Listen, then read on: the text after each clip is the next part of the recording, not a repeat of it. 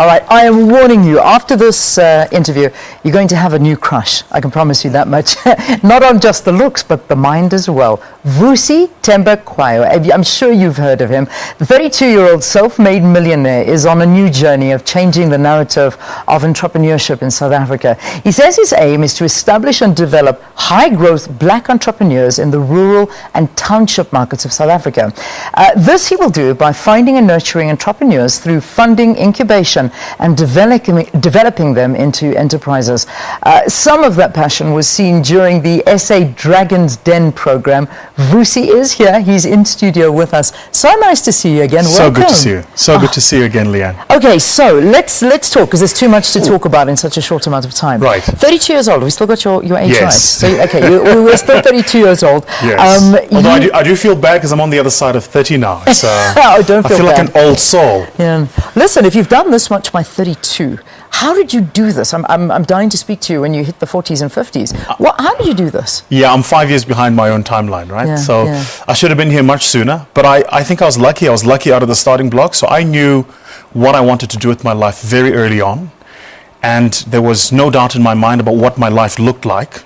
And so all I had to do was just do it. And the challenge was the just doing part. It took a while to get out of the starting blocks. Yeah. South Africa is a difficult country to do business, especially if you're not the kind of entrepreneur that we're used to in this country. Yeah, right? and obviously it's identifying the gaps, and that's kind of what Yeah.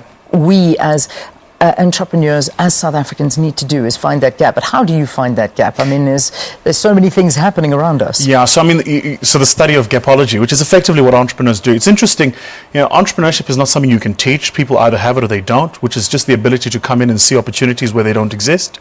But so the question around how do you find the gap, it's typically around three things. It's you got to find something people are willing to pay for that they need now, and they have the money to pay for it.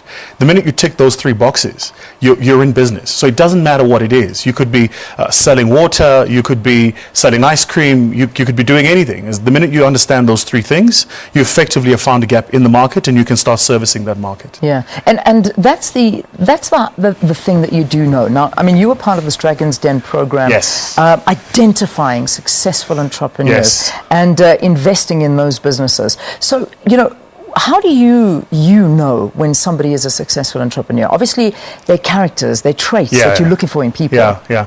So typically, for me, I look for three things. First thing I look for is somebody who's failed before. So I'd never back my money or put my money in somebody who hasn't tried something and hasn't failed.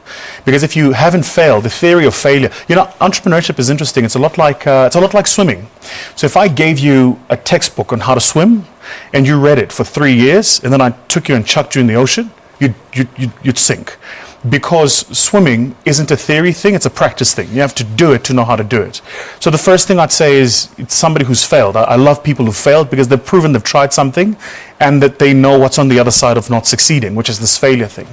The second is somebody who believes in themselves even when there's ridiculous odds to suggest it's not going to work. I always say entrepreneurs are crazy. You have to be crazy to be an entrepreneur. Because you got to believe you're going to make money month end, which often you're not. Yeah. You got to believe you can compete with big companies, which often you can't. You got to believe you can reach all your customers, which often you won't. And you have to believe you can do so cheaply and cost effectively and make a profit, which in the early days you probably won't do. If you don't believe those four things, you're not going to succeed as an entrepreneur. So you've absolutely got to be certifiable, absolutely crazy.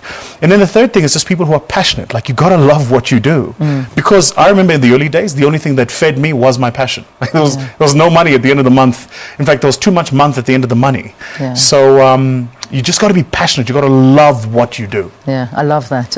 Too much month at the end of the month. Because I've been in a situation like that before, and it's not a nice place to be. It really isn't. But I want to talk a little bit about color now, because this is. I mean, it's there. It's in black and white. Excuse the pun. But out of the 16 businesses on this Dragon's Den program, only. Of those funded, only 4 went to blacks, and 1 was to a female. Yes. What is going wrong? I mean, when you look at the population, that is not representative 100%. of the population. But obviously, it's not about color at that time. It's about entrepreneurship and that way of thinking. What is wrong with the black-powered communities? Let me juxtapose that by then saying, remember, of the 5 of us who are investing, 4 were black.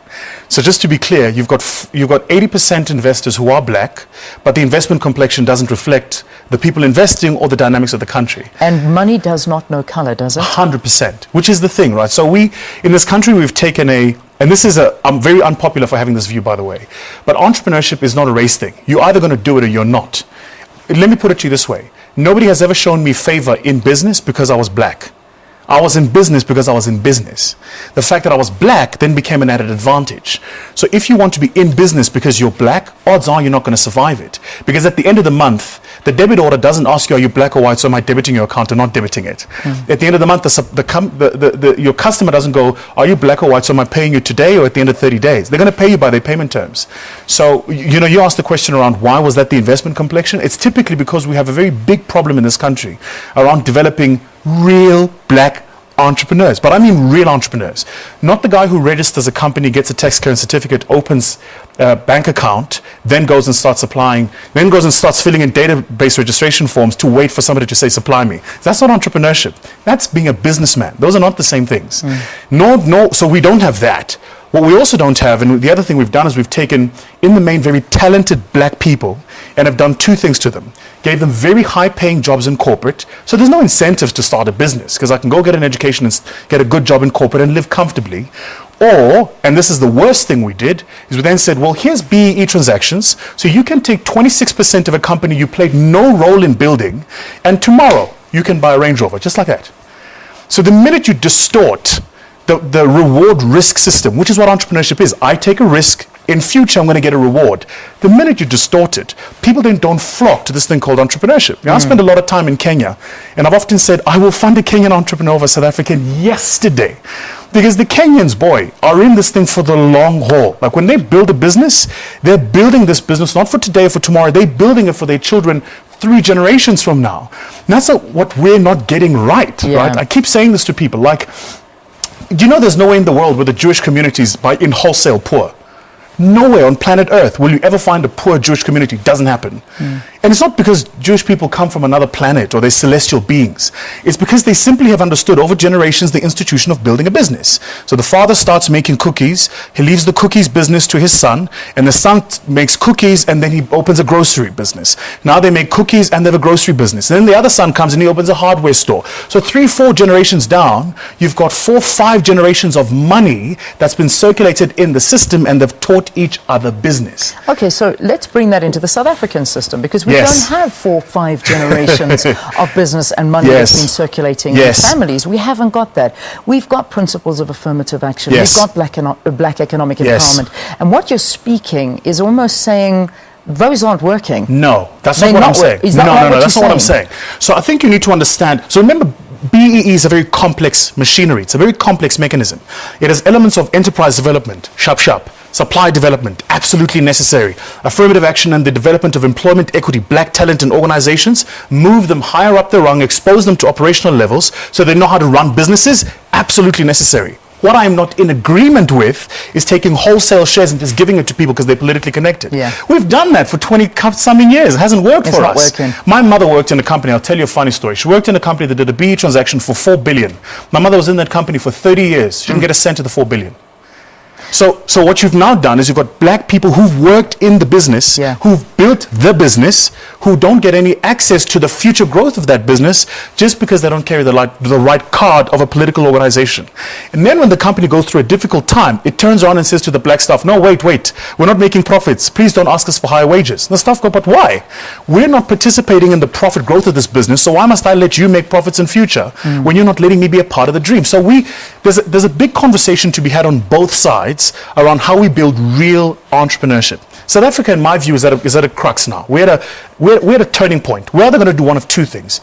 We're going to keep doing what we're doing, say the populist things that sound good and earn people votes. In 20 years' time, yours and my children will meet in the workplace and we would not have changed this country at all. Or we're going to start doing the real things and letting real entrepreneurs, get access to finance and access to real opportunities so we can actually build this country. That's what we need to do. So we're talking today about developing black industrialists. How many black people own factories that employ more than 100 people?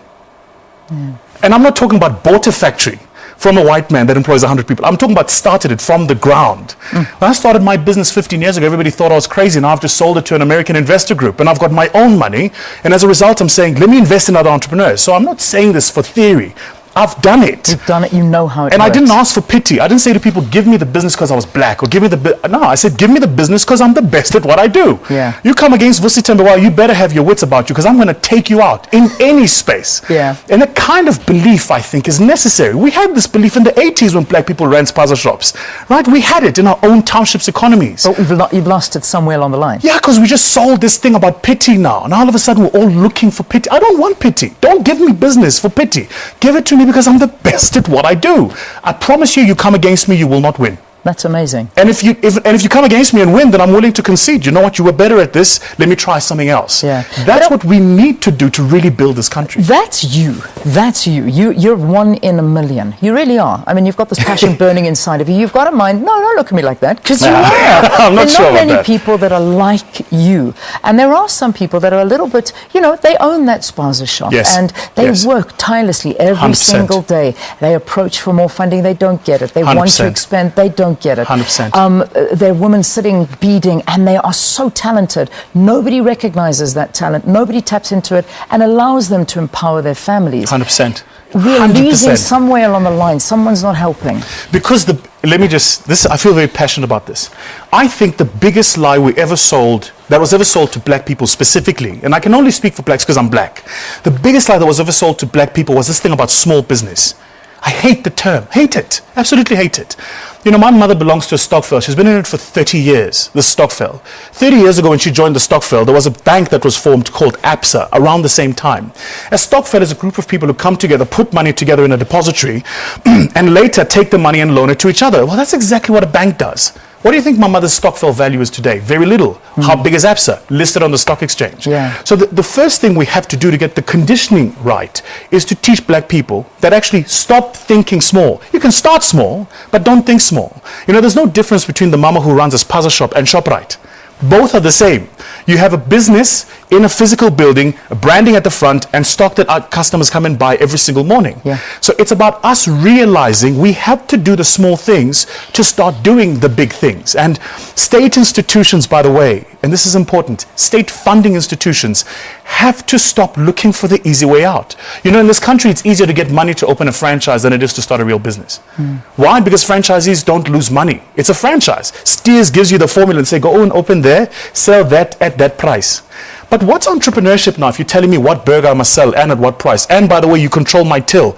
And at the end of the month, I give you 20% of my money. Where's the entrepreneurship in this? How am I really creating intergenerational wealth if I'm just giving more money to Kevin Hedderwick? I'm not. Yeah. Let's be honest about it. Give people money to start their own things. And if they fail, then let's be honest about the fact that we failed and keep doing it. The Afrikaners did it after they took power from the British. The Jews did it in Israel. We need to do the same thing, which is just do the hard work. Absolutely. I love your way of thinking. I'm tired for you. Yeah, I know. Your brain is moving. Okay, just quickly, we're gonna take a break here on the program, and afterwards we'll tell you how Vusi is giving away 40, inviting applicants for 40 businesses. But I'll tell you about that in a short while. Vusi, thank you for your time. Thank you very much. Very much. Thank you.